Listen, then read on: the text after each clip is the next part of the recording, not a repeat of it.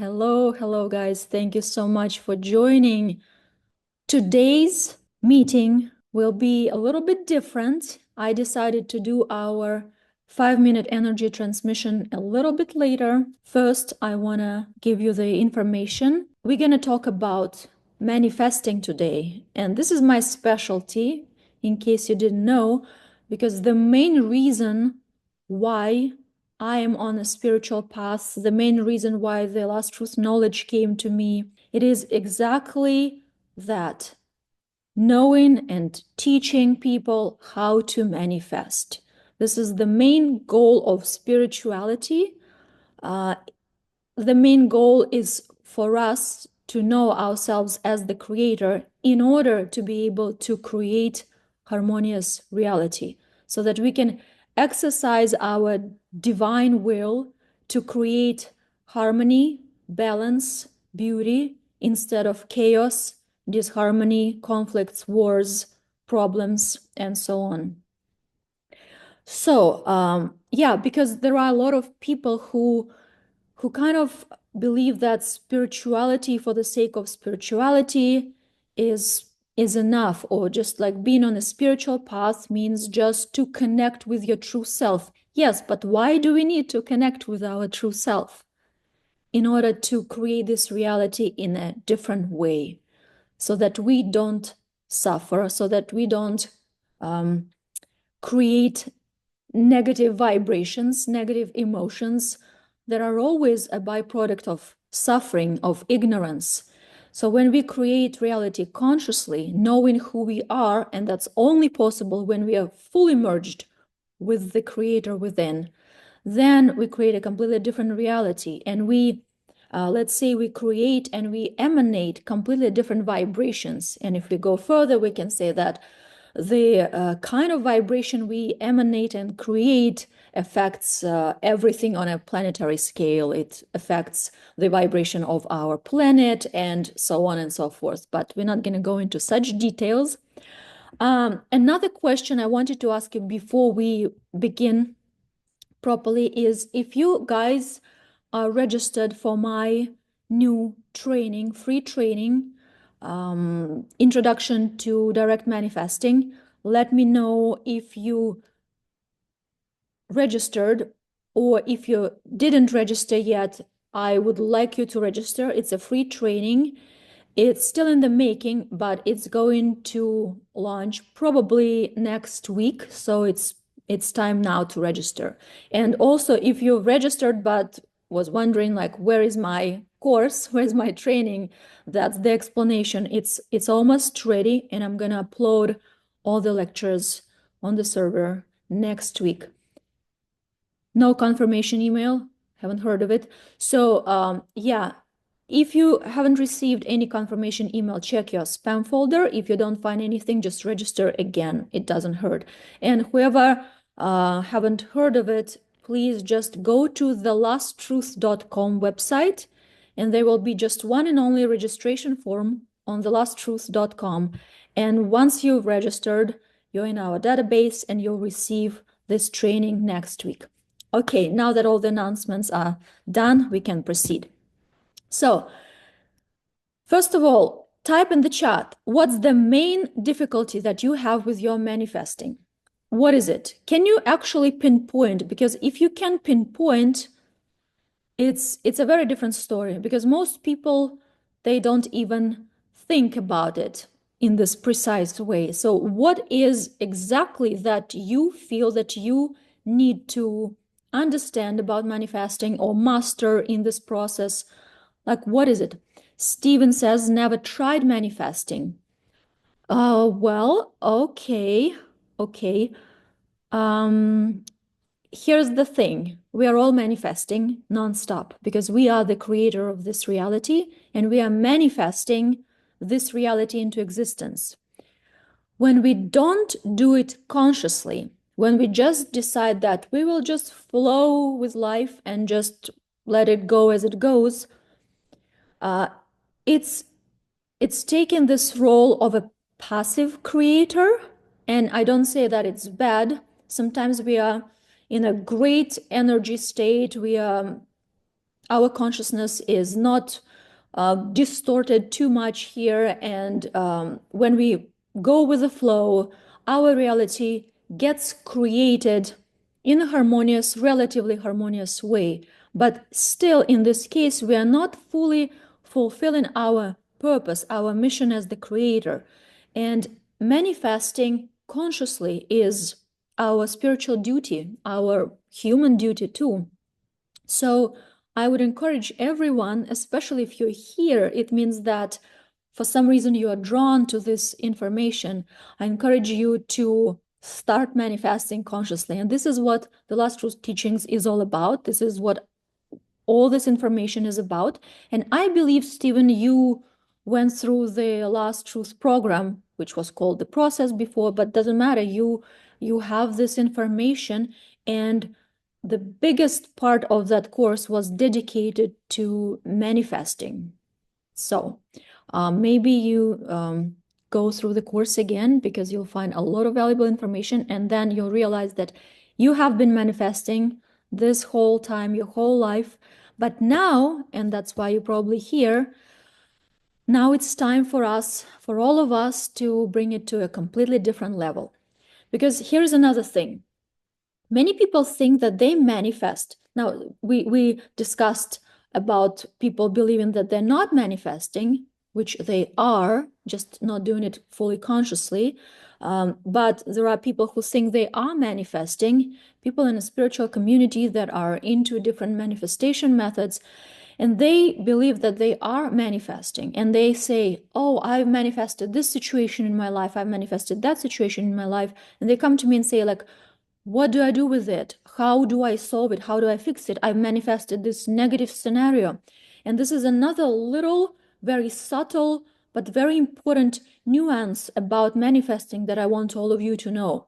So if you say that you manifested something, let's say something negative, something you don't like, and you don't understand how it came to being, why, what's the reason for this particular scenario that's presented itself in front of you, it means that you haven't manifested. It means that it was an unconscious creation. It is an unconscious manifestation. So you were not actually manifesting it using your divine will, like conscious will.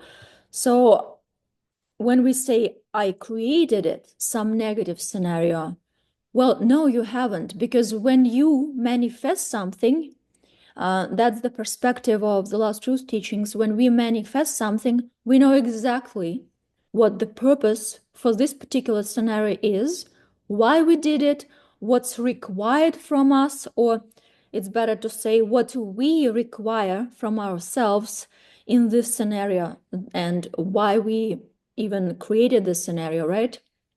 And we will have a very clear understanding what's needed and how to solve it. We'll have this intrinsic knowing why this particular event happened. So it's a very subtle kind of definition of manifesting versus unconscious creation. And I think you need to know it. Why? Because many people fall into this very dangerous spiritual trap and illusion when even when they already know the last truth, even when they're already trying to consciously manifest, and then something negative happens and they blame themselves and they say, oh my God, what a terrible creator I am. How did that happen? How could I, as the creator, create such terrible scenario, such terrible events, such negativity? And then they have this blame, and they have this negative emotions around it. So I always tell them, look, there is no blame here. It shouldn't be, because you have not created that consciously and intentionally. Even if you already know the last truth of who you are, even if you've already remembered that you are God, that you are the creator, when you are presented with such a situation, negative situation, where you especially feel, oh my God, what have I done? How could I have done that? You need to understand that that's not you who created it.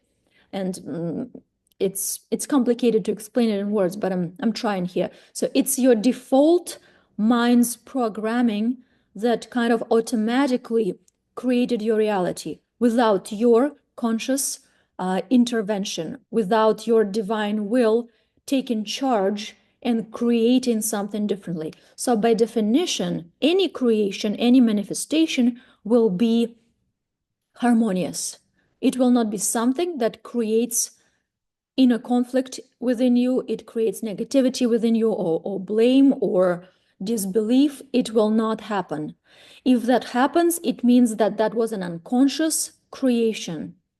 It was some self-prescribed lesson, some kind of trauma that got reflected on the outside in order for you to see it better and heal it, kind of recreate it with your perception through the eyes of knowing who you are. That's what's required. But by definition, there's nothing for you to blame yourself for because it's not what you've created. We can only say I've created something if that was a conscious creation, if that's what you wanted, that's what you willed into existence. Let me know in the comments if you understand. I think it's important because many of us can fall into this blame idea that, oh my God, what have I done? What have I created? And that's important that you understand that this is not the case. And that will eliminate blame and this internal negative thoughts, and it will help you proceed and recreate everything in a healthy way, so to speak. Okay, yeah, looks like you guys understand. Okay, let me see. Julia says, I start to feel like I'm delusional and live too much in my head, and that brings me back to facing and realizing that I'm not even close to what I'm trying to manifest. We are all delusional. This is the reality that we are born into. We are all born into this illusion of duality. We are all born into this illusion of being an individual. I don't like the word delusion, but for the lack of a better word, I will use this one. So we are born into that, and there was a specific purpose why it is this way. We are not born into the reality where we know the truth and we feel that we're all one, we know who we are. This is not what's happening yet. Our free will has not created that scenario yet.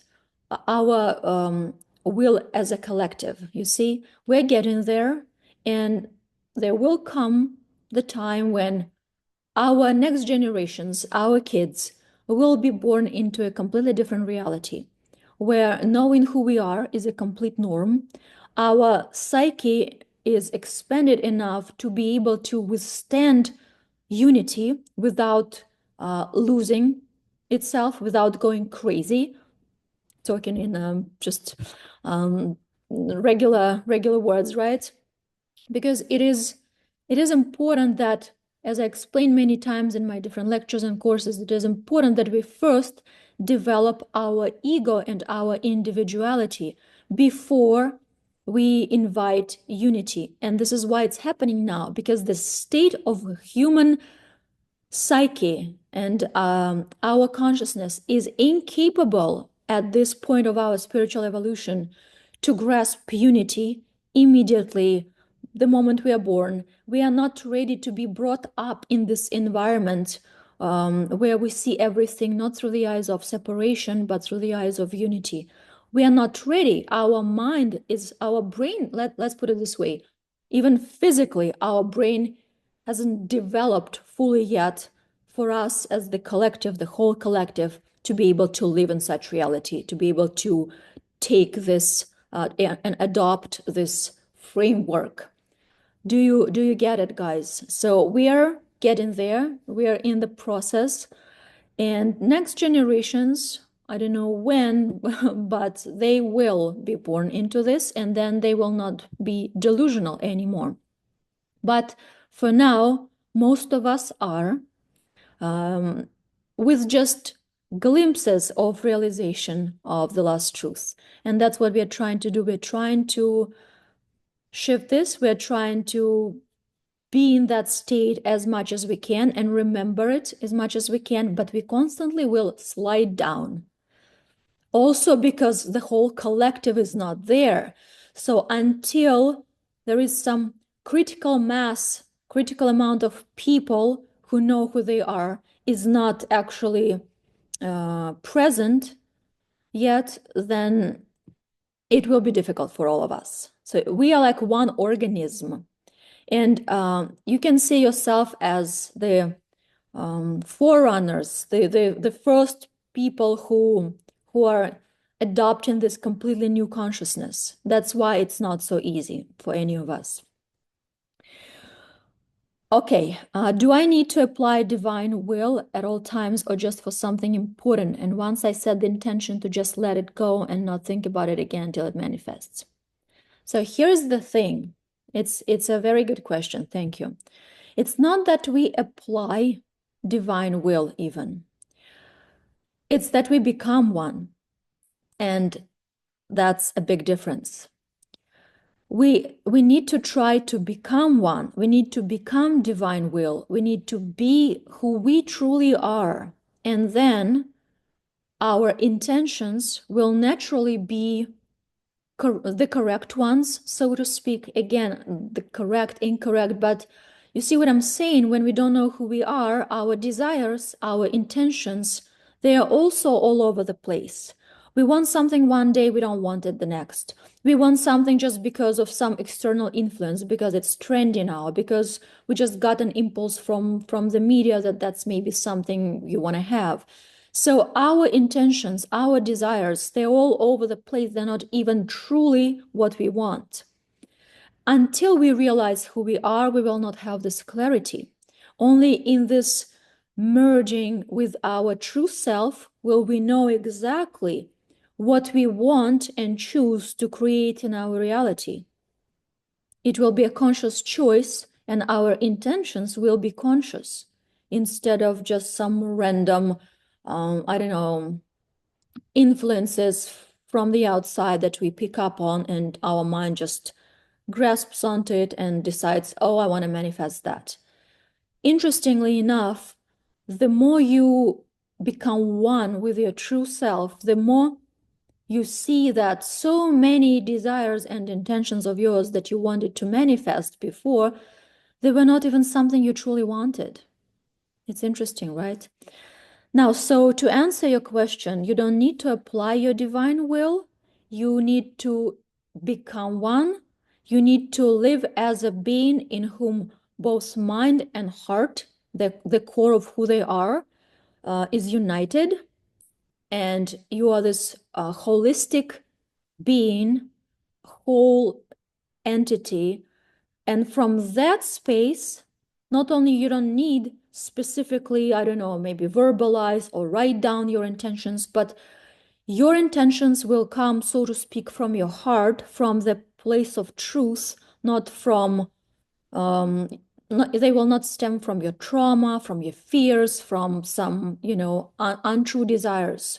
Let's call it this way. And when your true desire come out of you, it manifests almost naturally, and there will be no obstacles on its way, on the way of its manifestation. So, but when we try to manifest from our mind, that's when the questions like that will come up, right? Oh, how do I use my mind and my mind's will in order to manifest this intention? Do I need to think about it more often? Do I need to let it go and not have it in my mind as a constant thought on the background of my mind? So how do I do that? And my answer is no. This is in general just simply not the way. Again, we can manifest specific things using our mind's will alone if we have enough energy in us, if we have enough stubbornness, and we self-prescribe ourselves this lesson, this particular scenario, we decide to go through that, and we feel deeply, even unconsciously within us, that will, that scenario, that event, that manifested reality that we want will propel us forward closer to the truth of who we are. It will bring us closer to unity, whether it will be a negative scenario, so to speak, where we will suffer, like a self-prescribed suffering, or whether it will be a positive scenario, doesn't really matter. But in general, our reality is not created in our mind or using the tool of our mind.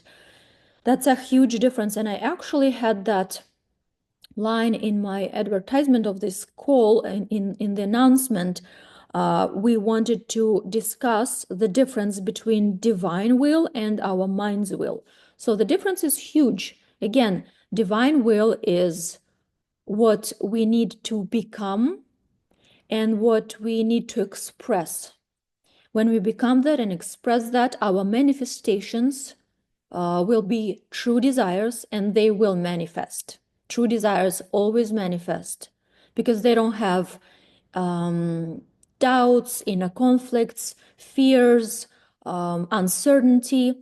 But everything that comes from the mind will always have this aspect in it, fear, because it's based in fear, because our mind is exactly that. It is a place of fear. It is a buffer between who we are as an individual and our true self as God.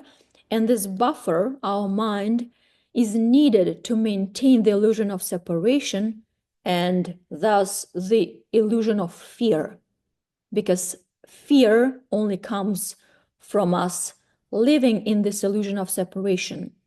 The main root and cause of any fear, if you boil it down, it's not the fear of death, like many psychologists say.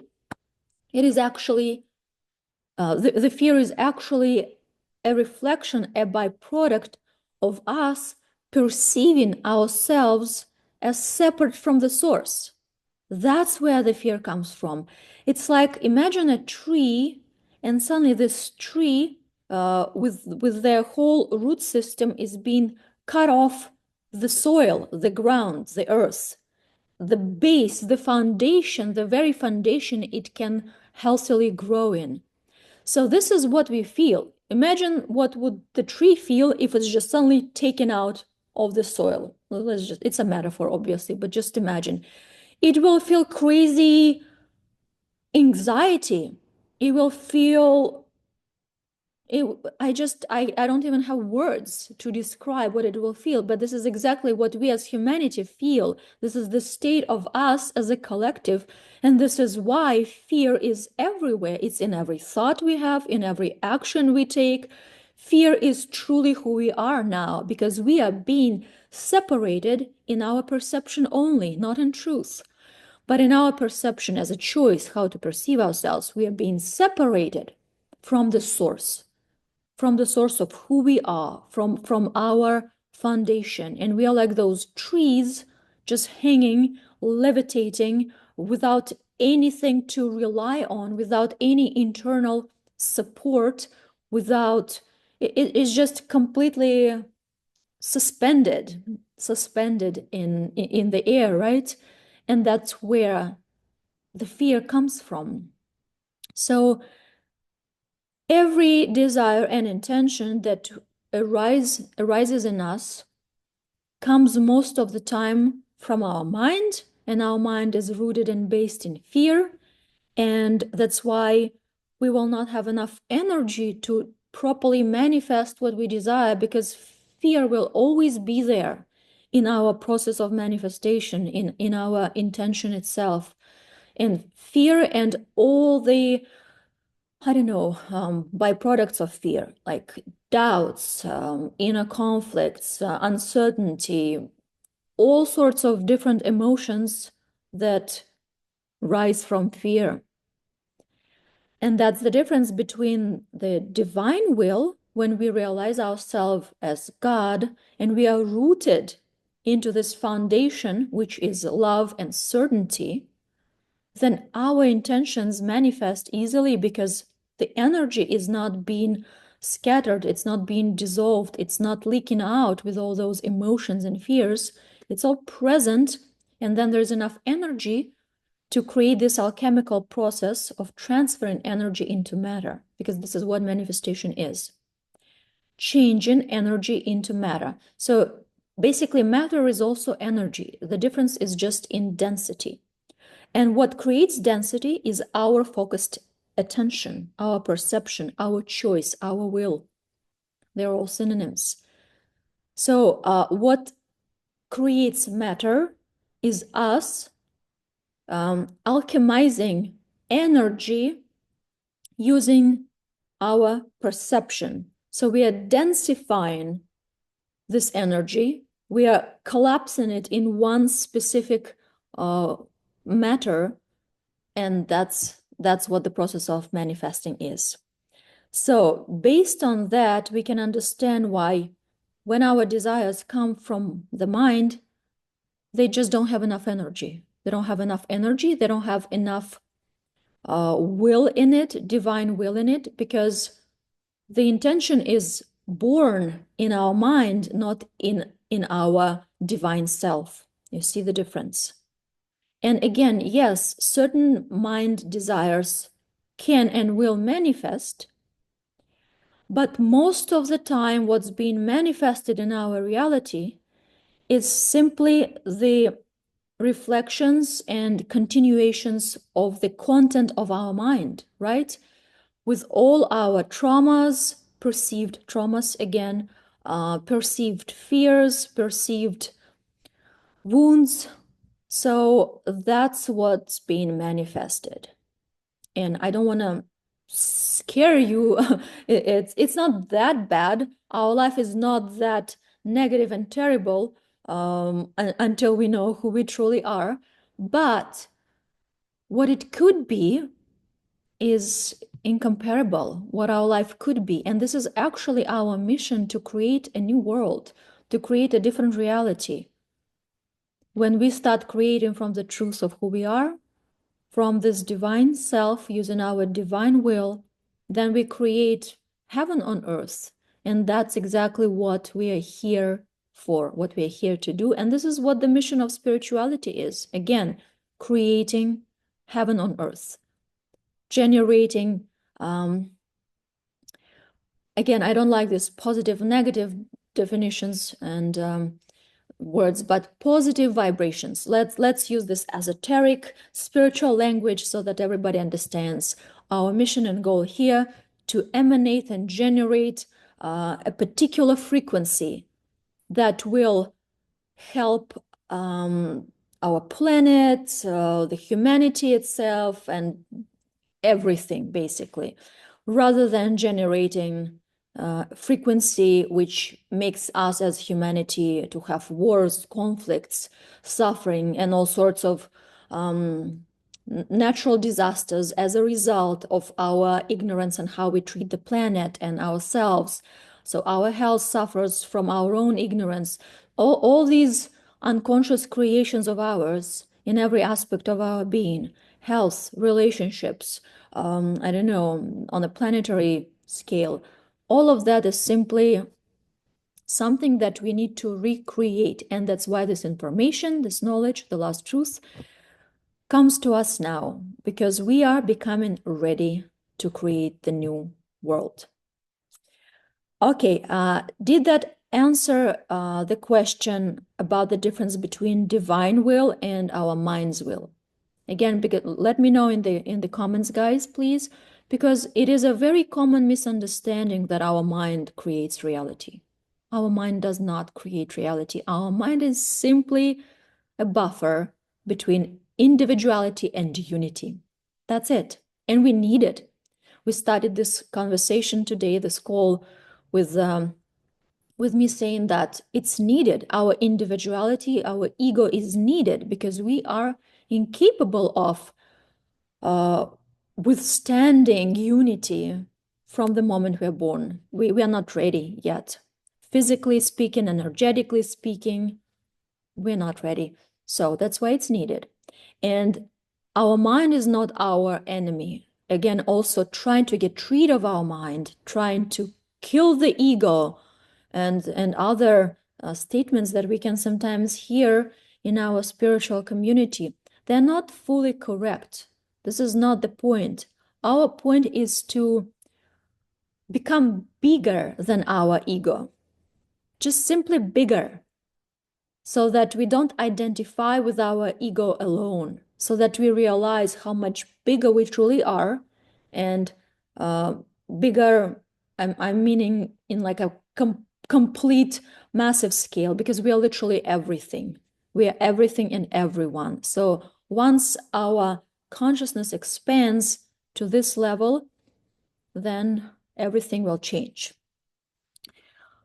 Okay, so the difference between our divine will and mind's will is clear, okay?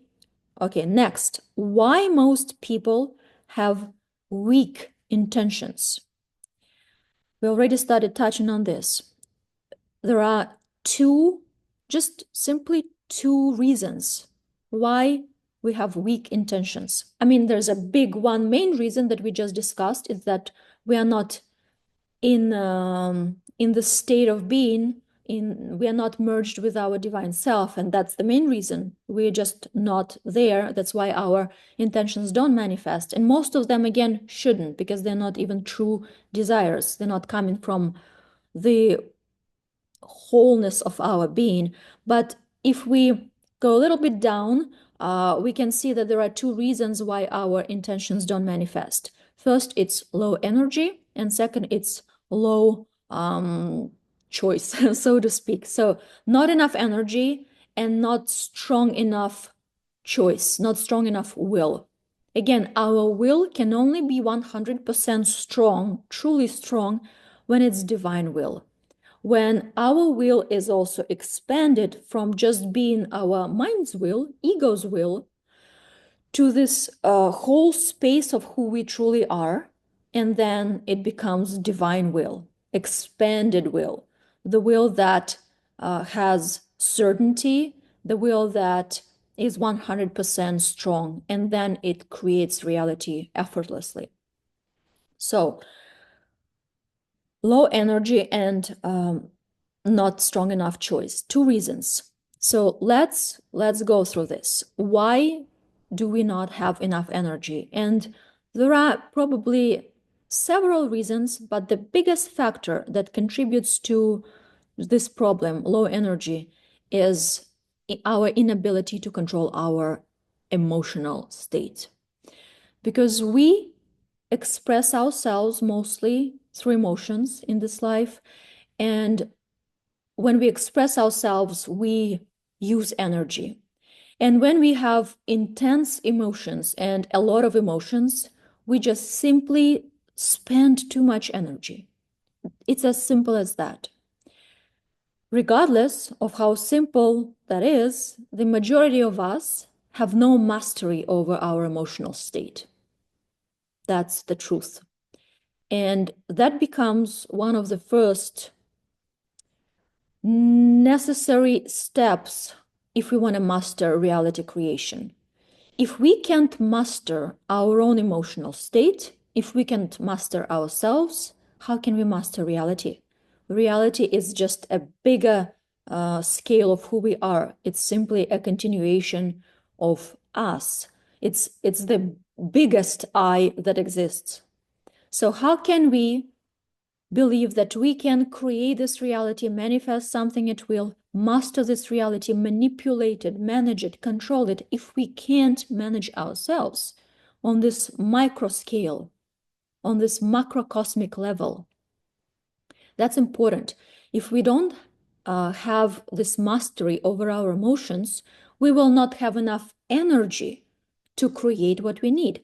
Again, as we just spoke about it, manifesting process is transferring energy into matter, or to be even more precise, to densify energy into matter.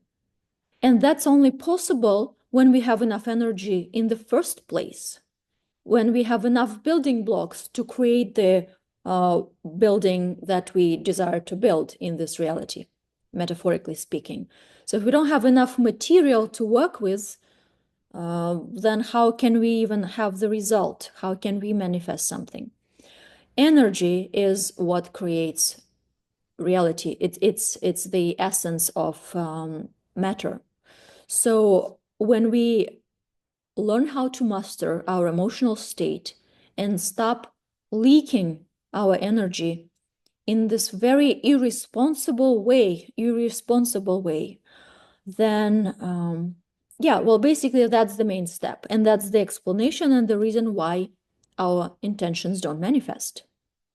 Not simply because we're using our mind's will alone instead of using our divine will, our expanded will that includes our mind's will, because mind should not resist. It will, again, the resistance of the mind, when mind's will wants something different and you want something else, it creates this inner conflict, and inner conflict, again, dissipates energy. It's like a train that goes in two different directions. It's like a train with two head wagons that try to move in two different directions.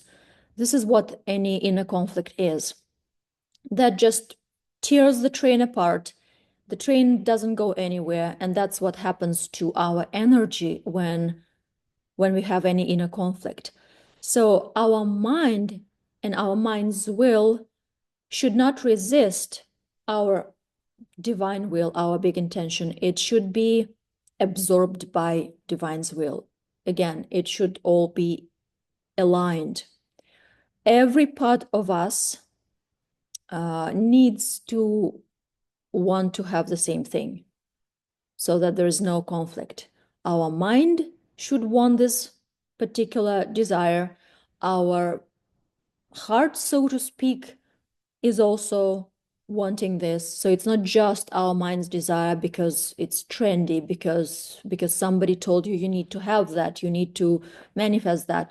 It needs to be, everything needs to be in alignment. All so-called parts of ours, again, even though I don't like this division, because it's an illusionary division that we have different parts, like, but just for the sake of this explanation, we still use these words, parts of us. Our mind, our heart, or our conscious, subconscious, everything needs to be aligned and need to want one thing. Otherwise, manifestation process will suffer.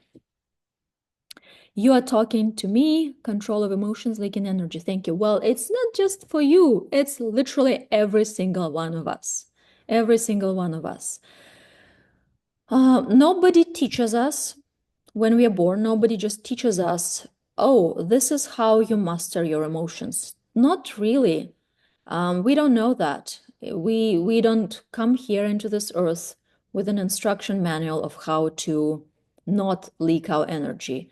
And that's fair because it's, again, it's our free will and it's our job. It's the process of our maturity. It's our responsibility. It's our duty to find that out. And that's what free will is, right? If we are given something, then where is free will here? And that's why it is up to each and one of us individually to decide whether we want to remember who we are truly, remember that we are the creator, start creating our reality consciously, start mastering our emotional state. It is up to us. It is our job. It is our decision. It is not a default program, fortunately or unfortunately. Isn't that the divine love and energy is always present, always given, and the separate self simply blocks? So our job as the separate self is to stop distorting and diminishing the light. Isn't that the divine love? It is true, but here's some subtle nuance to this. We are the creator, but at the same time, we are the creator in potential. It is not our choice yet, for many of us, to express our divine self.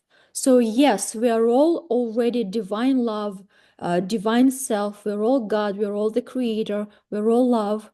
That's the given of who we are. That's the truth of who we are, the last truth. But whether we choose to perceive ourselves this way, whether we choose to express ourselves as the divine being versus an individual being, this is where this free will comes in. This is what the choice is. So our job is to choose consciously. That's all it is. Our job is to accept our true self as divine love, which is present, but also then make a choice, conscious choice as the creator with free will, to express it, to use it, to execute it, to execute our divine will. And what's always given is the truth. It is always within us, but whether we will activate it or not, or whether it will forever stay just simply a potential, the hidden truth of who we are that was never activated, never manifested, never seen the light of the day, so to speak, never expressed, it's up to us. A lot of people, since the beginning of times, didn't make this choice. They lived their whole life not as divine love and divine truth, but as somebody who doesn't remember that. And because they don't remember that, they can't express it and use it and execute it and utilize it to create a different reality. So let's put it this way. The creator, or our God self, it is who we are on one hand. On the other hand, it is our potential that we have the free will to decide whether we will activate this or not. Does that make sense? Did I answer your question? Our job as the separate self is to stop distorting and diminishing the light. Yes, sure. We can put it this way. Absolutely. Our job is to make this choice to remember our true self and start expressing it and kind of overcome the illusion that we are just the mind. Because when we believe that we are just this mind, our perception of reality is fully distorted. So yes, it is our job to eliminate this distortion. It is our job to see through the illusion into the truth of who we are, and then also start actually executing this truth in our daily life. If we are to master our emotional state, what is the default emotional state to always be in? Remembering who you are. It's not an emotional state, actually. And when you remember who you are, basically you don't have any emotions, but I need to unpack that so that you don't immediately throw tomatoes into me. It's not like we become beings who don't feel, but there's a huge difference between feelings and emotions. Emotions is something that we don't control. That's my definition of emotions. Emotions, it's when we react to some external trigger and then this thing comes and expresses itself. It's not even our conscious choice. We can't do anything about it. That's our default reaction. Feelings is something different. And truly there's only one feeling. Everything else is just, again, some shades of one main feeling. It's love. It's the only feeling. It's the only energy frequency which is true. The rest is the illusion, but it's a very persistent illusion, and it very tangibly affects us and our life. So we can say it's an illusion, but on the other hand, it is very real, the suffering that it creates. It's the same as there's just light, there's no darkness. Truly in physics, there's just the gradation of the absence of light, but light is truly what there is. There's no such thing, such entity as darkness. Same with heat and cold. There's no such thing as cold. There's no such thing. It's just the degree of the absence of heat, which is energy. So only heat exists. And then the degree of the absence of heat, we call it cold. And we say, oh, that's that cold or that cold, this temperature, that temperature. But truly, it's just plain physics. There's only light, there's only heat, there's only truth, there's only love. Everything else is an illusion. But again, this illusion is affecting us in a very real manner, just like cold. You can say, oh, cold is an illusion, that's why I will not put my socks on and I will go in winter. And you'll die, right? If you go to the Mount Everest in just your underwear, right? It's not like cold. Cold is an illusion from a very different perspective, but this illusion can still affect us. Just like our distorted perception of things, of ourselves, of other people, even though it's an illusion what we perceive, nevertheless, the suffering it creates in our life, in our body, in our health, in our relationships, the damage it creates is real and very tangible. And that's why it is our spiritual job to stop that, to create the world consciously, and to see things not in a distorted way. I lived without emotions. No one trusts that it's something natural. I have had deep, subtle feelings. I'm so happy to hear that from you.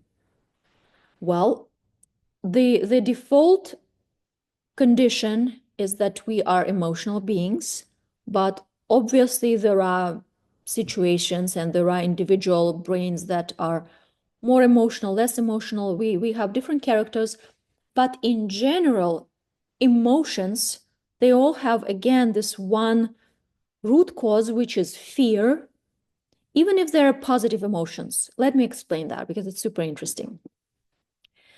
Let's take some crazy positive emotion, euphoria, some crazy joy from getting something or achieving something. When do we have such crazy positive emotion?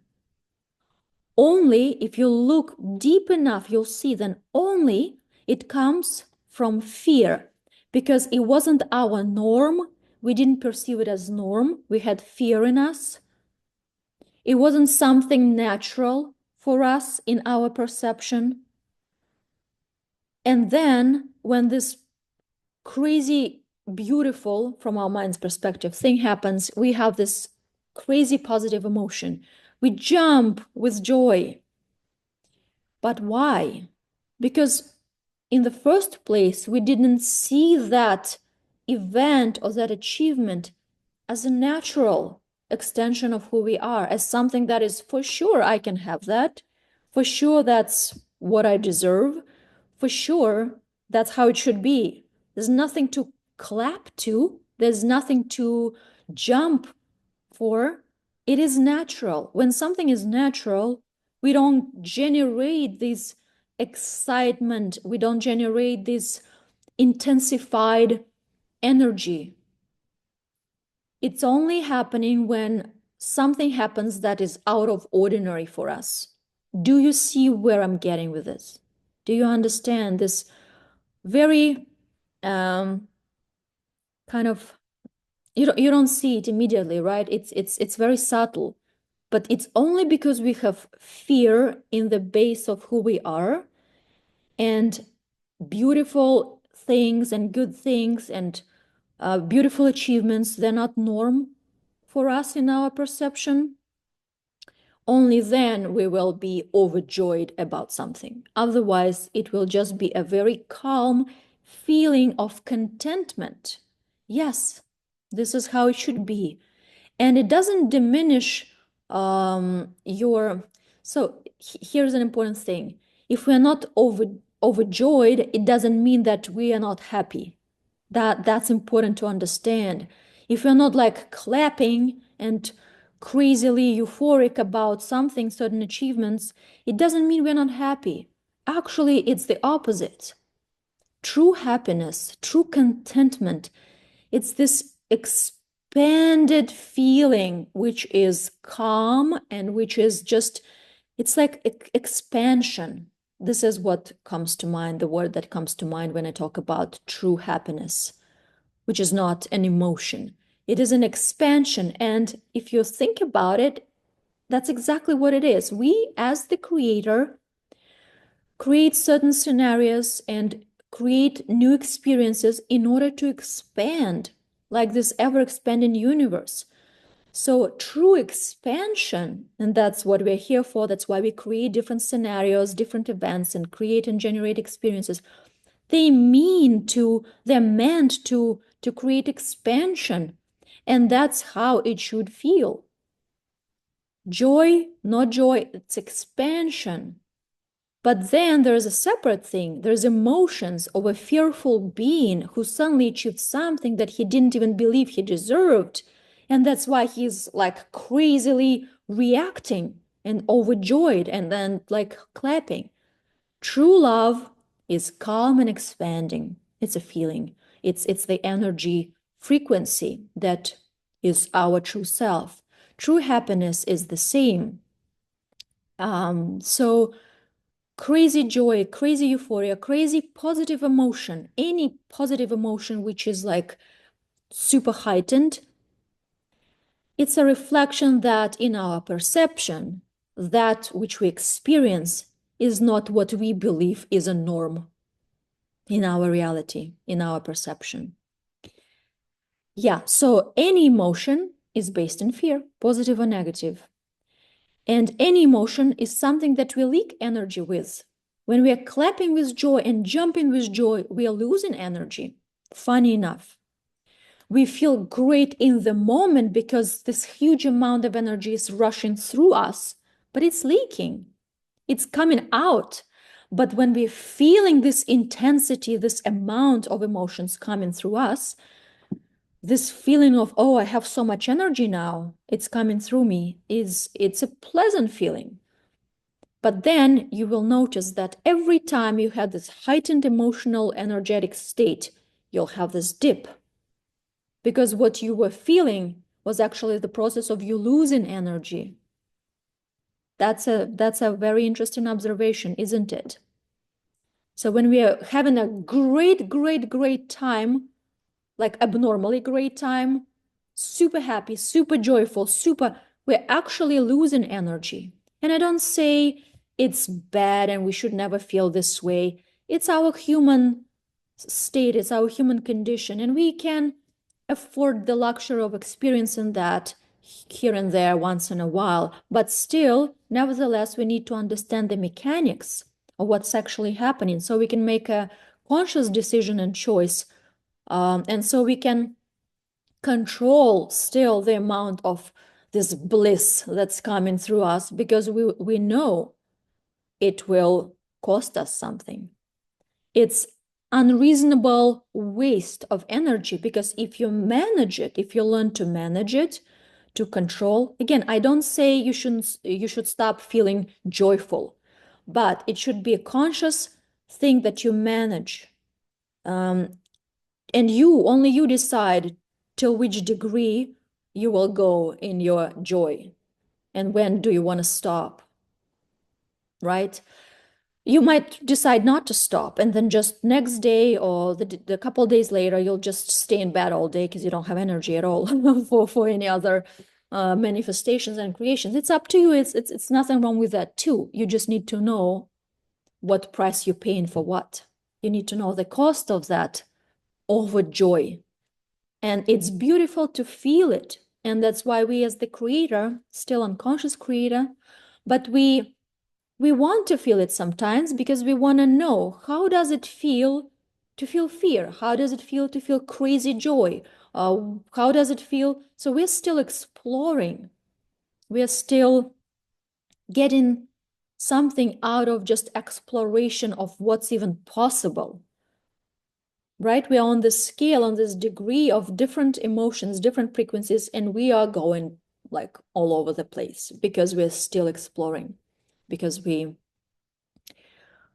don't know who we are, basically. And when we don't know who we are, we will go right and left and up and down in order to find out, oh, is this who I am? Is this who I want to be? Is this what I want to choose or not?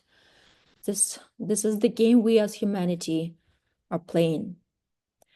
But any emotion is based in fear, any emotion is losing energy, and then you will not have enough energy in the next day or two.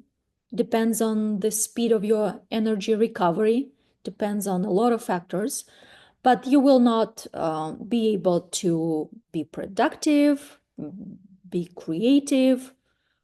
Yeah, you had great time last night at this party. It was perfect. You had that experience. Great, but then it probably will cost you because it was an unconscious situation, and we are here to master ourselves, our energy, and the creation itself. That's who we are. We are the creator of this reality. So going back to emotions, that's our goal. If we want to manifest things, we need to master our emotions. By mastering, I don't mean we need to learn how to suppress it. So if the emotion is already here, we don't block it. There's no point. It's already here.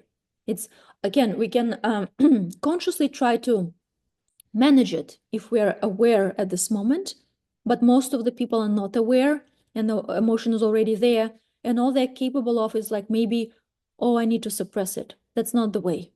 Suppressing emotions is not going to do anything. Suppressing emotion will not help because it's please guys write in the chat if you understand what I'm saying,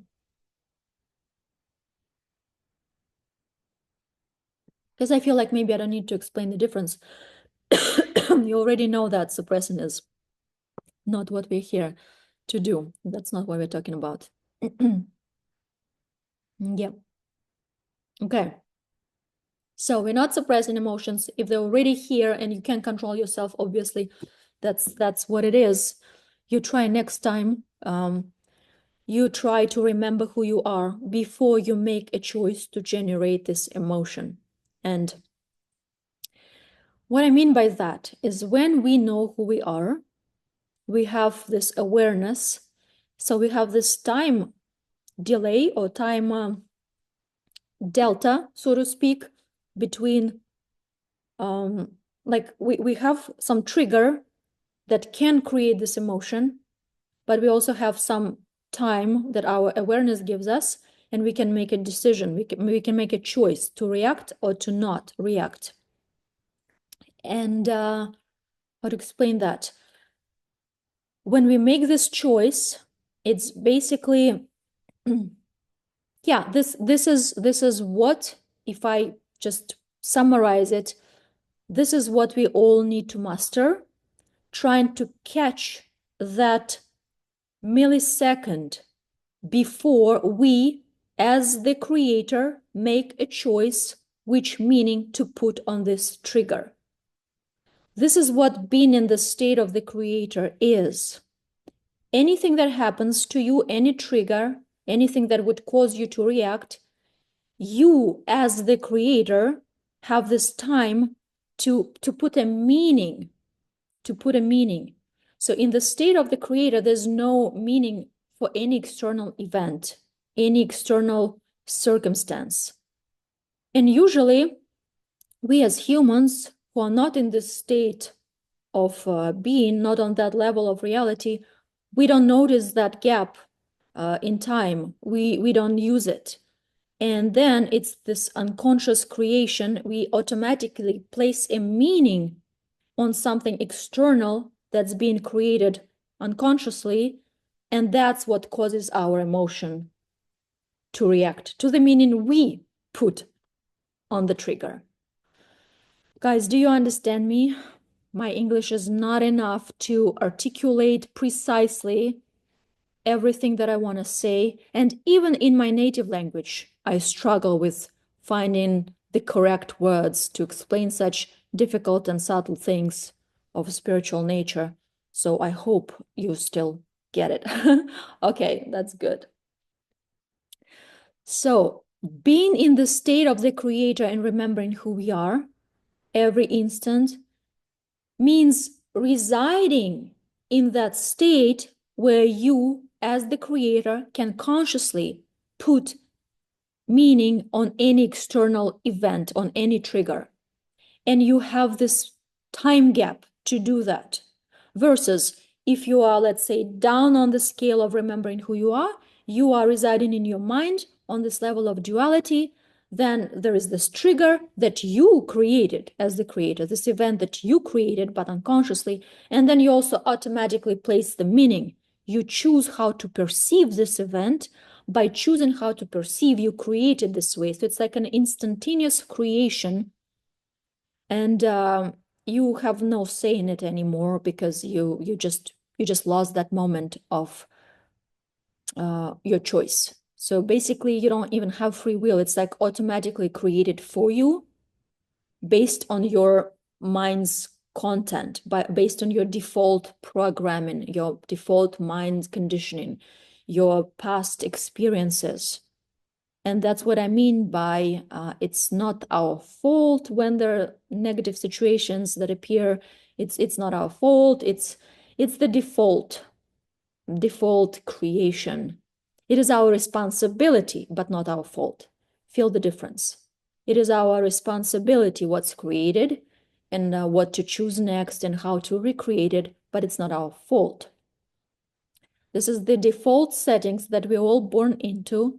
And again, it's our job, it's our spiritual path and spiritual duty to start making a different choice at any given moment. Okay, is that clear? Now, what else did we not discuss today? Let me look in my notes, what I promised to tell you about. Of course, okay, do you feel like you want to have more information about direct manifesting versus indirect manifesting? Yeah? Okay, let's do that. So, as we started today, there are two reasons why our intentions don't manifest. This low energy, and we just discussed that emotions is the main issue. Then the second part to it is not strong enough choice. And we also touched on this. We don't have strong choice because our choice, our will comes from our mind versus from our whole being.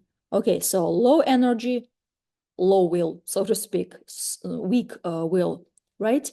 And now what humanity created some roundabout way of manifesting things, even not having enough energy and not having enough will. We created spiritual intermediaries. We created rituals. What they do, they intensify our choice and they help us manifest. So let's discuss that. So there is this direct manifesting, when we manifest only using our divine will alone. And then there is this indirect manifesting methods, affirmations, visualizations, scripting, vision boards, all sorts of magic rituals, any rituals, because humanity from the dawn of time created rituals in order to manifest desired reality, in order to effect change in our reality. For example, one of the most ancient rituals is like sacrifice, right? If I give some blood of this animal to the gods who I perceive as separate from me, then I will maybe, hopefully, there's a bit of a higher chance that I will receive what I want. Maybe the rain will start after this drought season or something else will happen, right? So what we are doing using those spiritual intermediaries, those rituals and all sorts of manifesting methods, whatever they are, any external tool, any spiritual external practice that helps us either connect with the gods, with our true self, or create the reality that we want, manifest our desires. So what it does, it intensifies our, crystallizes and intensifies our own choice. Because as I said, when we reside in our mind only, our intentions are not strong enough. They have fear in them. They have uncertainty.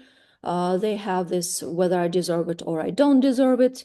like a huge part of it, which comes from not knowing yourself as the creator. That's the root cause of unworthiness and the lack of self-love, because love is who we are as God when we know our true self. So all this unworthiness interferes with the process of manifesting things. And when we use a spiritual intermediary, when we address our desire to some gods or entities or whatever, whoever else, angels, right?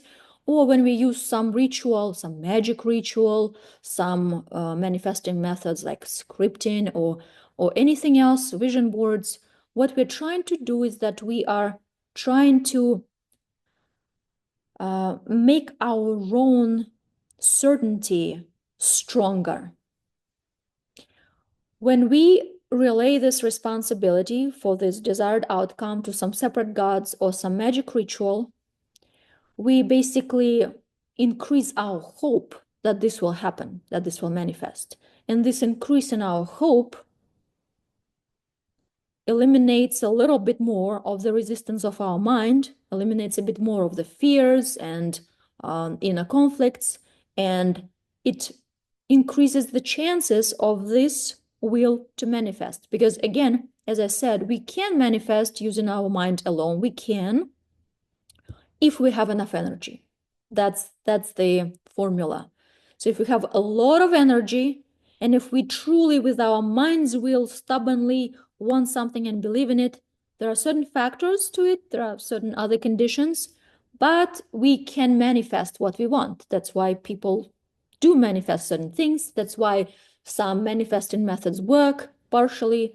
That's why rituals work partially. Again, there are conditions. If you have enough energy, if you believe enough in this intermediary, and most of the people believe more in the intermediary than they believe in themselves, because we don't know who we are. We believe in some separate forces more than we believe in ourselves.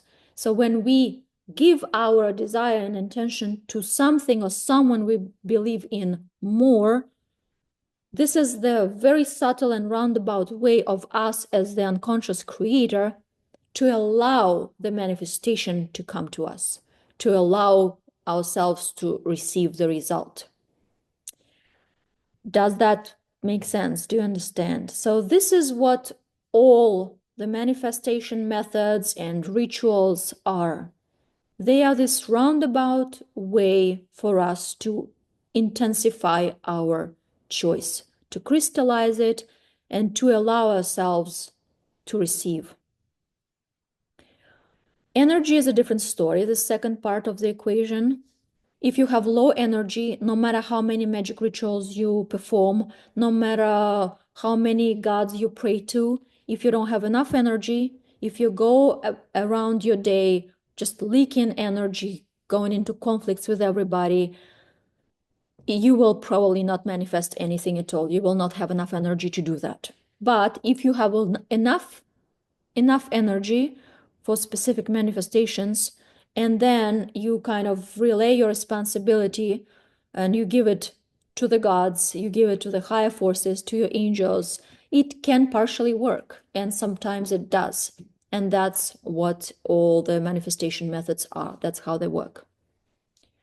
What are some common ways we do leak energy? The main is emotions, as we just talked about. It's emotions, basically. I would say it is like 70 or 80% of how we waste our creative energy, the energy of creation, the energy that's going through us. This is what's happening. So it's emotions. And the other maybe 20, 30%, let's say it's our lifestyle, right? Because, for example, if you just don't go to bed in time every night and you only sleep like 2 hours at night and you are malnutritioned, your physical body is not in shape. Your energy will be used on trying to maintain your physical body. And you will not have anything left, energetically speaking, to create the life you desire. So lifestyle and emotions, which are also interconnected because of the emotions, we have health issues and so on and so forth. It's all kind of one thing. So I'd say emotions is also our lifestyle. So yeah, lifestyle, habits, and emotions. This is it. This is the basics. That's the foundation. And if we have enough energy, then certain manifestations can occur. So yeah, that's why some manifestation methods work.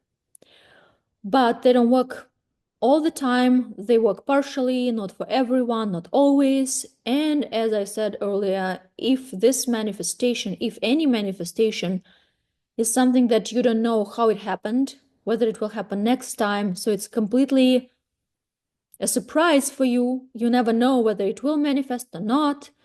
Even after you did your ritual or manifesting method or magic ritual or prayed, you still stay in this passive position, not as an active creator. You're still waiting for the universe to deliver or not. Who knows whether it will be delivered or not? You just hope. So that's the reason why I am not a big fan of using indirect methods, but I am not against it because it's better to use it rather than just to be a complete victim of this life and just be in a default unconscious creation mode, not even trying, even with the help of spiritual intermediaries, to change anything in your reality. So I would say, of course, use spiritual intermediaries, use all sorts of rituals. And that's what we humanity were doing from the beginning. But I also believe that we as a collective are developing spiritually and growing, and we are capable of starting to use this different way of creating things, how it was intended in the first place. Because God doesn't need tools to create reality. God doesn't need to, I don't know, script something. It doesn't need to have a vision board. And you are God, so you don't need any tools like that to, if, if you know who you are. And if it is your, if you're on this level of your spiritual path where you already try to exercise expressing your divine self into the world. So if you know who you are, that's the way to go. You need to drop these intermediaries. It's otherwise it's just like I'm sticking to my crutch, I'm sticking to my cane, even though I'm already developed enough to walk on my own feet. But I'm just so holding tightly onto my cane, I'm not letting it go. And that's why the Last Truth Teachings and direct manifesting using your divine will alone is just simply this next step for us as spiritual seekers. This is a needed step. This is a needed step in our spiritual progress, in our spiritual evolution. We need to fully become the creator as we are. And we need and we can and we will manifest using our divine will alone without any middleman, without any intermediary tools. Do you have any questions about direct and indirect manifesting? Because I might forget something that I promised to deliver to you today, so please let me know if you have any questions. How do we raise energy? We master our emotions. We first become it our conscious logical choice, the choice of basically of our mind, to just become aware of how much energy we spend daily with our emotions. Just become aware of the extent how emotional we are on a daily basis.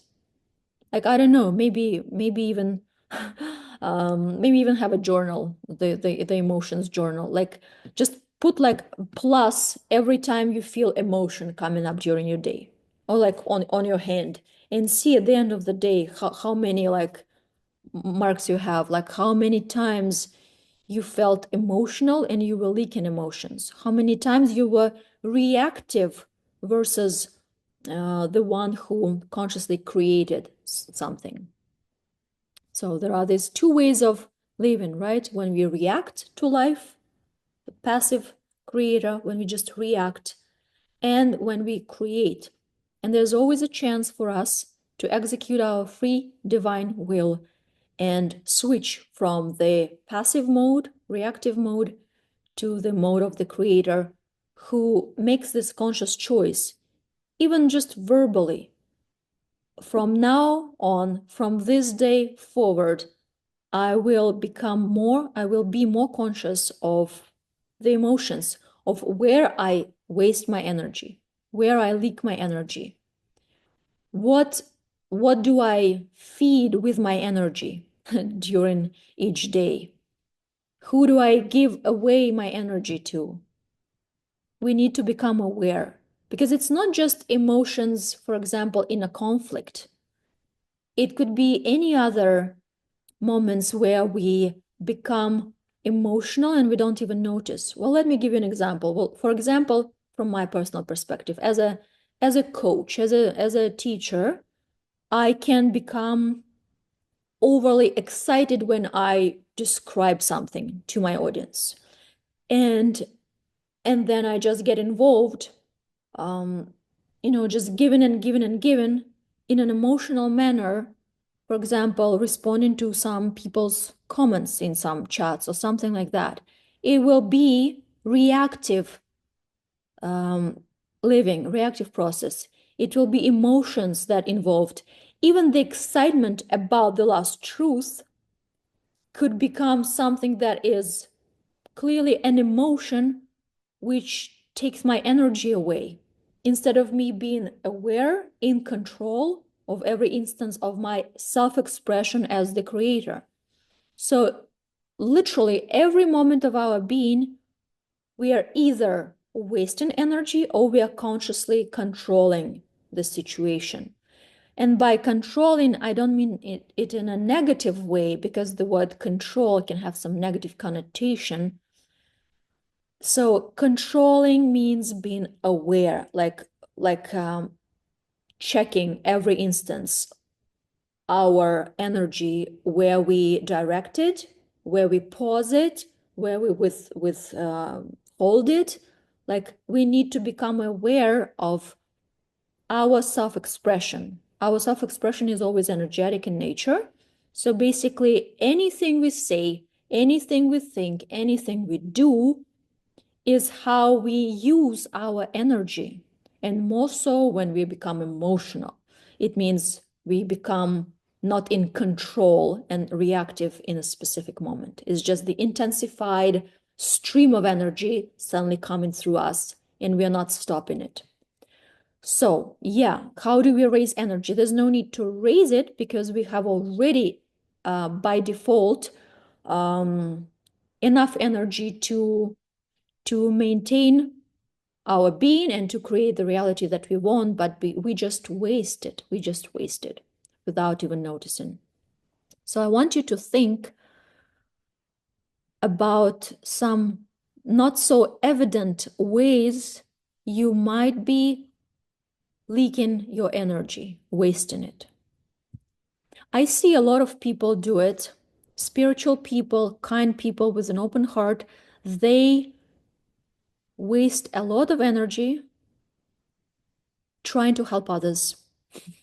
Funny enough. And they believe that's the correct thing to do, but most of the time it's not. Most of the time it's not. Because what comes to help is the traumatized part of ours that wants to be seen as helpful, that wants to suddenly have this role of a savior, because without it, it doesn't feel the intrinsic meaning of their being. So there's a lot of things involved when we try to help with advice, help with this and that. We over deliver. Let's put it this way. We often over deliver in mentoring our kids, giving advice to our friends, teaching how to live our loved ones and our family members. we over-deliver from this good intention, but not only from the wounds that we all carry, the wounds that are simply like a reflection of us not being filled with the truth of who we are in this moment. Because when we remember who we are, when we become love and filled with that, not in a romantic way, obviously, but love as the frequency of who we are, it is so self-fulfilling. It is so abundant that we don't have, on one hand, we want to share it, but on the other hand, we will not over-deliver, running to everybody who immediately asks for our attention, trying to over-deliver in order to feel loved and in order to feel needed, in order to feel valued. That's an important distinction between sharing from the place of abundance naturally, and then it's never emotional, it's never an overkill. It's this, again, expansive state, remember this expansion feeling that just comes out of you slowly, naturally, and just, it's like water that waters the soil everywhere you go. It's big, it's abundant, but it's not emotional. It's not coming from this mind that needs to save others or needs to feel superior by giving advice and by trying to help. It's this very subtle, passive way of, it's like a power game in a subtle way. When we give advice, we feel important, we feel valuable. That's something to look at too. What I'm trying to convey here is that we lose energy constantly, not even noticing. So mastering ourselves should be your kind of duty, your job, like a conscious duty, like everyday duty. And by mastering yourself and your energy, you are mastering your ability to affect change in your external reality. Because mastering your energy leaks, you are actually learning how to preserve and direct energy in a specific way to create a specific thing in your reality. Do you understand it, guys? Okay, I will now ask you if you have any questions. Please let me know. Let me answer a few questions before we proceed to our energy transmission. Do you have a program of your teachings that I can enroll in? Yes. First of all, I want you all to enroll in this free training, Introduction to Direct Manifesting, that will have more information, obviously, than I can relay here during 1 or 2 hour Zoom calls. It's free, and you can register on thelasttruth.com website. Next week, you guys have this training. That's a first step. And after that first step, which is crucial, it's needed because everybody is different, and I don't know your default kind of state, but in order to enroll into the main landmark work, the Last Truth program, I would want you to go through this free training, okay? That's kind of the condition. And then once you go through the training, for everyone who've gone through the training, once you're done, you will have this page and this link, this option to register for the Last Truth program and all the details about it and all the ways you can pay and different plans and then different tiers. Okay, I'll give you this information once you go through this free training first, and then you'll have a decision whether you want to go deeper with me or not. Okay, so if you want to enroll into the main training, then you need to go through this free training that will come out next week. Can you post the link for training registration? I'll write it here. thelasttruth.com. You go to this website, and on the very main page, I think it's second screen, you will see the registration form.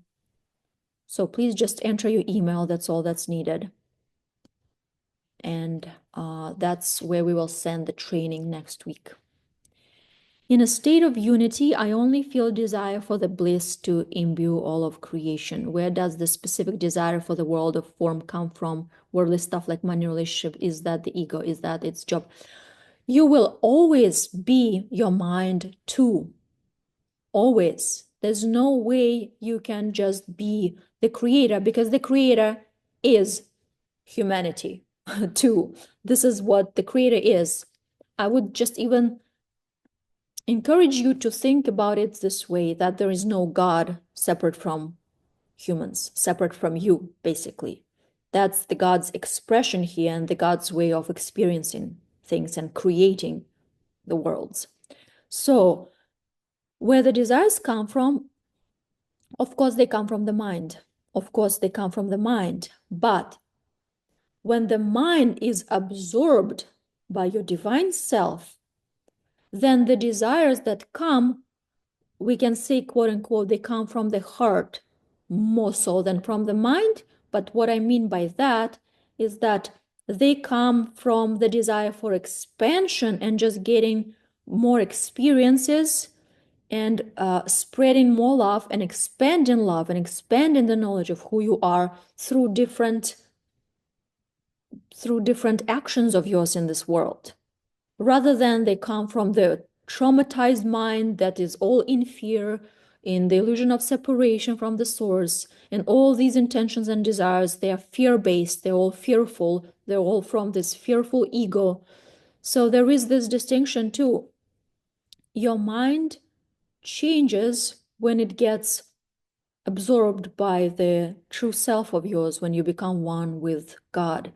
And yes, you will have desires, but the motivation behind them will be different. So, for example, you can have the same desire as anybody else, like they look similar on the surface.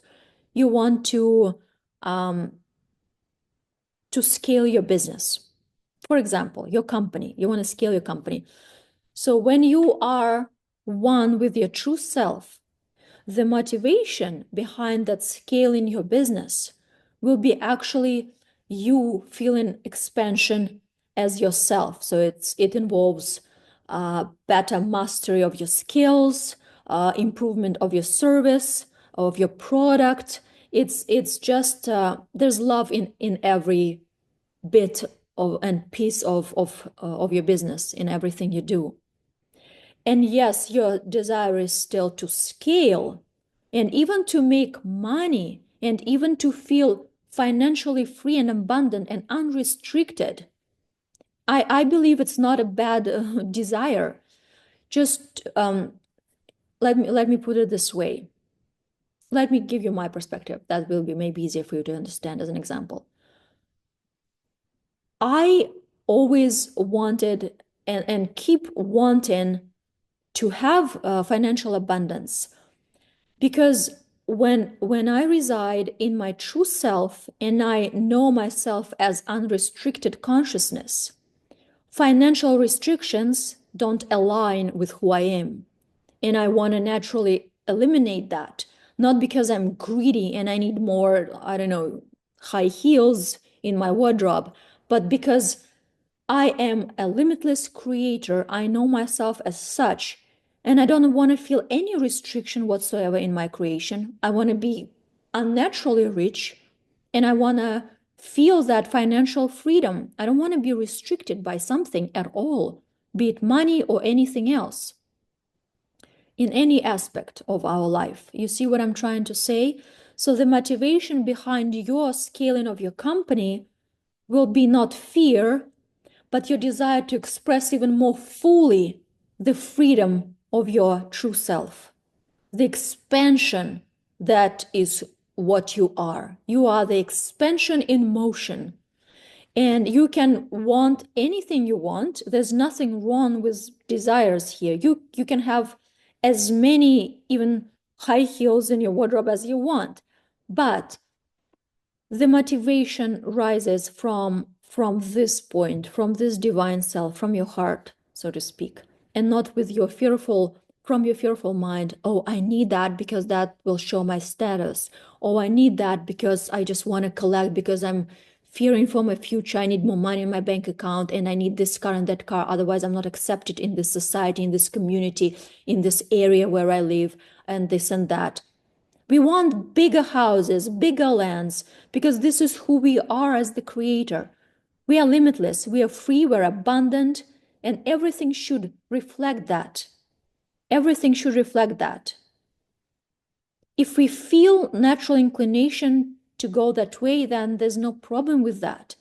But it's not coming from greed, it's not coming from fear, it's not coming from competition with others, it's not coming from the desire to use any tool available to take from others in order to have it for yourself. This is not how it works in this way, in this state. In this state, you don't feel competition, envy, greed, but you feel this intrinsic desire to expand. And when we want to expand, why would we want to expand in one area of our life and not in the other? That definition would only our mind bring, oh, this is good to have, this is bad to have, this is a spiritual desire, this is not a spiritual desire. No, freedom is what the creator is, expansion is what the creator is. If you feel it will be more aligned with you to have more land, property, children that you create, money, anything, then go for it and do it. That's your way of expressing your limitless, abundant nature. Just make sure that you don't deceive yourself, and what's driving you and motivating and guiding you is not your fearful ego mind, greedy mind that wants to just like out of fear to collect material possessions. Yeah. Okay. Did I answer your question or anything else specific that you'd like to dive into? Because we have probably just a couple more minutes to answer the questions, and then if there's no more questions, we can proceed to our energy work. Okay. Let me quickly have a look at the call announcement and make sure that I said everything I wanted to say today. Okay, let's go through this list. Why most people have weak intentions and how to strengthen yours. Raise your hands if you got that understanding. Again, I don't expect you to like have full 300% clarity on this vast subject. That's why all the free training is for, and the courses and our next meetings are for, but at least for today, right? Next, the difference between divine will and the mind's will. We touched on that too. Great. How to exercise your spirit without struggle or effort. Don't think we touched on that much. How to exercise your spirit without struggle or effort.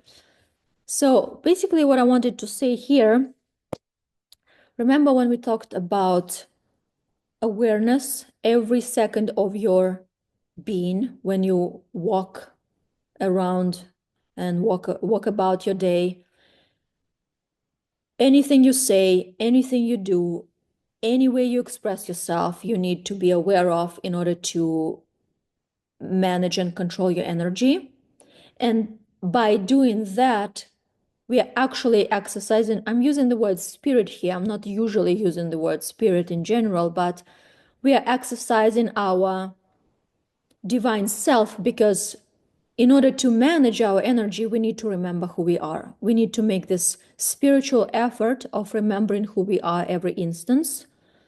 And it is a spiritual effort on one hand, but on the other hand, it's not a struggle or effort in a common sense, because it is not something that, let me put it this way. To me, struggle and effort has negative connotation when it's something that we are doing without love, without truly wanting to do that. when it's not our heart's desire. But when we try to remember who we are, that's our heart's desire. That's actually the one and only heart's desire that we have. That's the only true intention that we all have, to remember who we are, to merge with our divine self, with the creator, with God that we are. That's our main heart's desire. So exercising it, so to speak, by exercising, I mean to have this free will when you make a choice to remember every instant of your being who you are and not forget, and thus managing your also expression yourself as the creator and managing your energy, how you express your energy. That's what I meant by that. It feels like a letting go, to stop resisting rather than applying effort. Yes, we can put it this way, but at the same time, it's not like a completely letting go when we are passive and we just let the world unfold as it wants, because it will unfold accordingly to the content of our mind and our default settings and programming and fears. Our external world is always a reflection of our mentality, whether it's a victim mentality or it's the creator's consciousness. So it's not a passive state, it's actually a spiritual effort, but it's a desired effort, because with each effort we're getting more and more content and happy and closer to the truth of who we are. We're getting more and more love that we are into our being with that each moment, with each effort. Does that make sense? So yeah, on the level of your just ego mind, it's also important that your ego mind knows the goal, that you decide from today, every moment of your being, notice where do you leak your energy, what emotions and how intense of the emotion you experience every day. Just notice. Give your mind this job. Give it a job. Notice how often I become emotional, reactive, thus forgetful of who I truly am. Just notice. It's difficult, but at the same time, it's natural, because what we're doing, we are kind of exercising who we truly are, and it will become easier and easier with each day, and our mind will resist less and less that particular activity, because our mind will resist. Our mind wants to maintain the illusion of separation between individuality that we perceived ourselves to be and unity, the creator that we truly are. And the mind will resist. So you need to also command your mind and give it a task, give it a goal. That's what we're doing. And by doing so, you lessen the resistance of your mind, and your divine will get a chance to get activated more and more. Okay. Why direct manifestation doesn't require tools, rituals, or practices? Well, can you guys answer me in the question? I want to see if you know the answer to this one. Why direct manifesting doesn't require tools? I think we touched on that pretty much. What do you think? You can say also if you want to say it out loud. Nobody wants to say direct manifesting is the original way, no tools needed. Direct manifesting is the next step of our spiritual evolution. The next step of our self-expression as the creator. That's basically it. It is our true nature as the creator. Correct. It is. It is. Tools are ways of increasing the will, for sure, but they are increasing the mind's will. They're not really increasing our divine will. That's the important difference, and I want to emphasize it. It increases our mind's will, which can help, if we have enough energy, to create certain things. But it in no way increases our divine will. No external tool can increase our divine will. Only our inner choice can. Nothing external can affect us internally and make us, I don't know, do something, feel something, become more or less awakened. It's our inner choice, it's our free will. It's our choice that does that. So no intermediary, no method increasing the divine will of ours. And that's why we need to stop using it at some point. We need to stop using intermediaries at some point. Beginners needed to anchor themselves on a spiritual path using different manifestation methods, techniques, tools, the law of attraction. It's all entertaining, it's all engaging, it's all anchoring you on this path, holding you there, keeping you there. But then when we grow, we don't need it. I love this analogy with crutches because that's exactly what it is. We wouldn't be able to make any step without maybe using the crutches first. If, for example, we were in some accident and we broke our leg, we need a cane first. But then we also need to let it go in order to start working fully on our feet. Otherwise, we will never be able to. So again, I'm not against intermediaries. It's just the Lost Truth teachings is for those who are not the beginner and for those who feel this internal need to build a more direct relationship with the Creator. That is who we truly are. Somebody who wants to fully merge with God and create reality using your divine will alone. And it doesn't mean that you are never allowed to touch any intermediary or any tool or any ritual or any method. You can, of course, help yourself here and there once in a while if you feel like you need to, if you feel like you don't maybe have enough in you, like particularly today to create something in your reality. Sure, you can use the help of intermediaries, but you'll be using it knowing what it does, knowing exactly the mechanics behind it, knowing and remembering who you are, like what role those intermediaries play. You will no longer blindly believe that, oh, this is that method that manifested this thing to me. You will no longer believe, oh, this is that separate force that created that and rewarded me with this particular life scenario. You will know that you, the creator, are using the tool, external tool, as a ritual to kind of help yourself, help your mind to crystallize your intention a bit stronger. And you're no longer a victim of this tool. You're no longer not remembering who you are. You are the one who's using the tools, not the tools are using you when you don't know who you are. You see the difference? It's huge. If done with hope that it will help, it is less effective. If done with hope, it will help. If done with the knowledge that we are doing the ritual to invite our divine wisdom to further merge, then it's more potent. Oh, I think I just responded to that. Exactly. What does inner choice look like? Can you give an example? Because even affirmations are internal conversations. So how does direct manifestation look like if stuff like affirmations is a tool?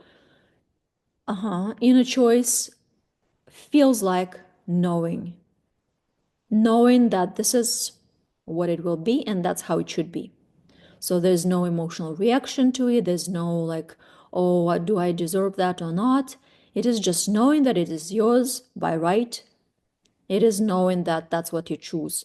When you have a 100% choice, it feels like knowing that it will be so, without any doubt, without any uncertainty, without any inner conflicts, without any doubts whether you want it or not.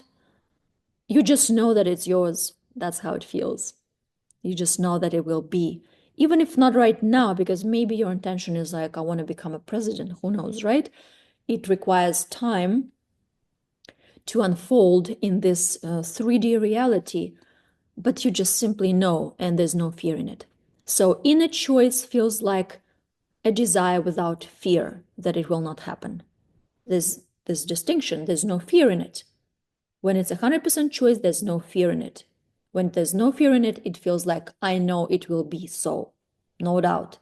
There's no excitement about it, there's no fear, there's nothing to think about. You just know, calmly, naturally, you just know it is going to be this way. Some people call it their intuition. Oh, I know it will be so. But what they read as an intuition within them, it's actually they're picking on their internal subconscious inner choice. How to create it, what to create it as in the reality. Okay, guys, we have a little over 10 minutes left. Let's do our energy transmission. I hope you all already picked a specific intention, came here today with specific intention that you want to help yourself manifest using this spiritual intermediary called Nineveh Coin and this Zoom call. But again, when you remember who you are, there's nothing wrong with using intermediaries because you're the one who's using it. It's not like they're using you and you're completely oblivious of your own true nature, and then you never activate your power as the creator if you don't remember who you are, if you think that somebody or something manifests something for you. You see the difference. So, okay. Let's close your eyes. Close your eyes, guys. I don't have to do that. I can do it with my eyes open. I can close it. It doesn't really matter. But I encourage you all to close your eyes just to have a bit less distractions. And just remember, why are you here today? What did you come here for? What was your intention?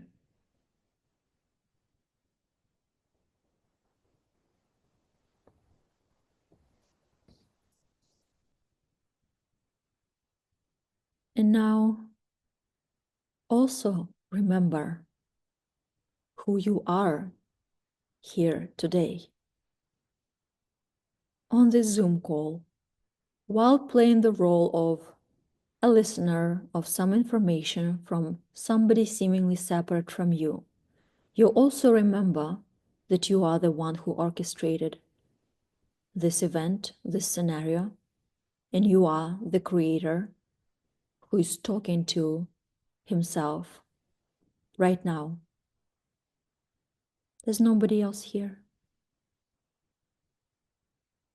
You are using these spiritual intermediaries and tools and Zoom calls as a way to remember that you are the one who creates everything and you are the source of it all. You are the source of it all. And you are not separate from your desired reality. It is the illusion of separation that exists, the illusion of separation between your current self and your desired self, your current reality and your desired reality. And this illusion of separation keeps us in this illusionary self-perception of someone who lacks something, and the way we perceive anything is the way we create it. When we perceive we lack something, we create it on the outside, and that's why we don't have it truly in our material reality.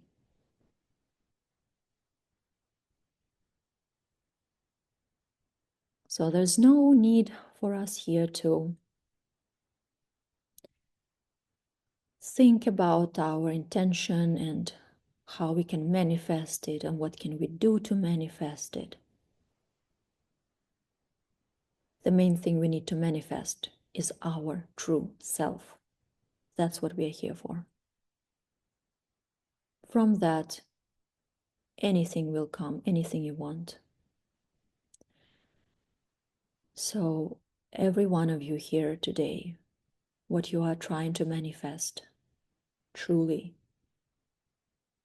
is your God self. And this is your chance now to remember that this is what you are now in this moment already. And that no matter what desires you have, no matter what scenarios you go through in life now, this is all serves you as a way to remind yourself about who you truly are. Once you have that fully, once you accept that fully, once you accept who you are and adopt who you are, there will be no need for you to create a scenario where you don't receive yet what you desire. There will be no need for you to self-prescribe disappointment and not achieving something in your life scenarios. Because every disappointment, every not being able of manifesting something, you create subconsciously in order to get back to this knowledge of who you are. So focus on that.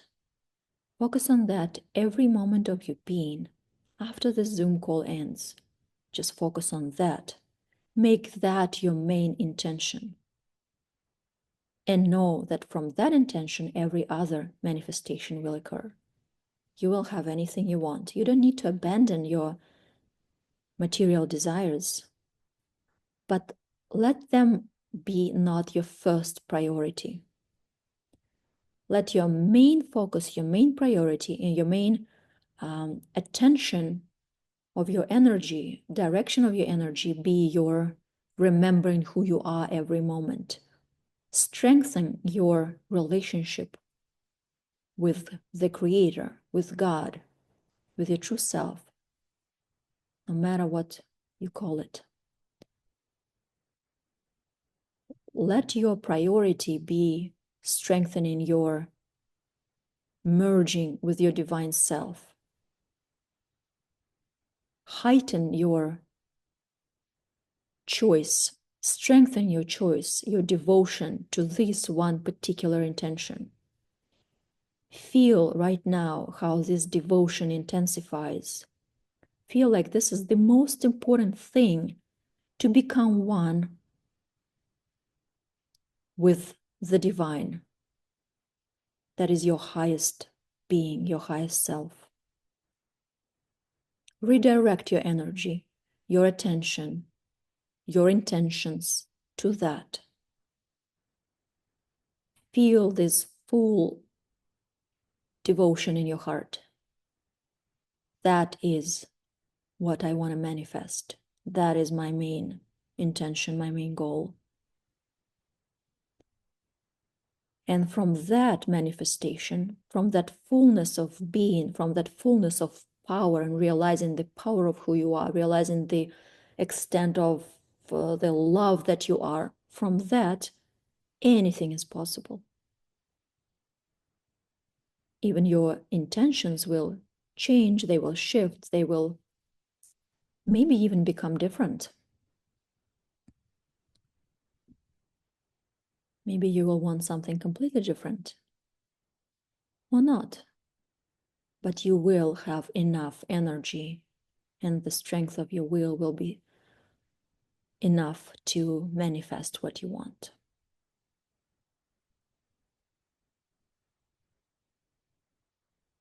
So this energy transmission is dedicated today, spontaneously, impromptu, but it's dedicated to strengthening this inner devotion, this desire to become one with your divine self, one with God.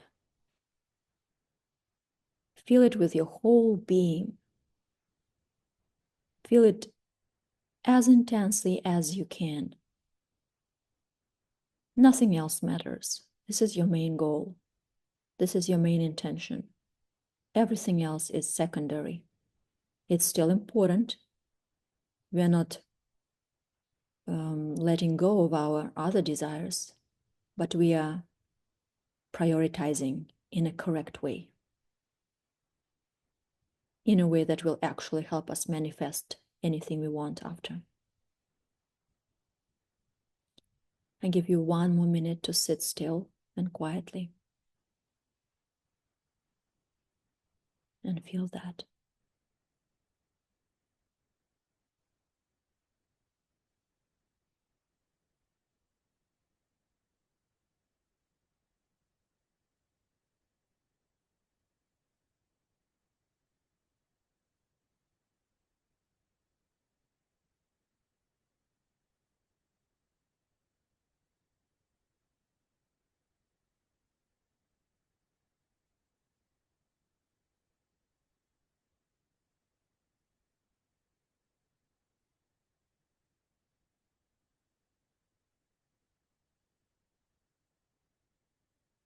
Promise yourself, promise the divine that you will try to remember. You will try to be one with it. You will try to express it with your each word, each thought, each action. You will make every thought, word, and action go through the filter of your true self and make it aligned with your true self before it's expressed out.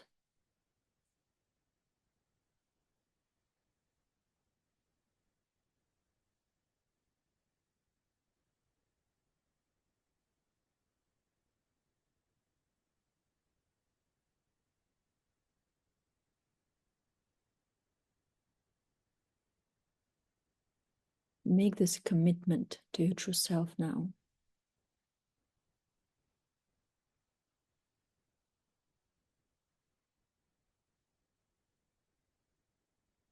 Feel this commitment.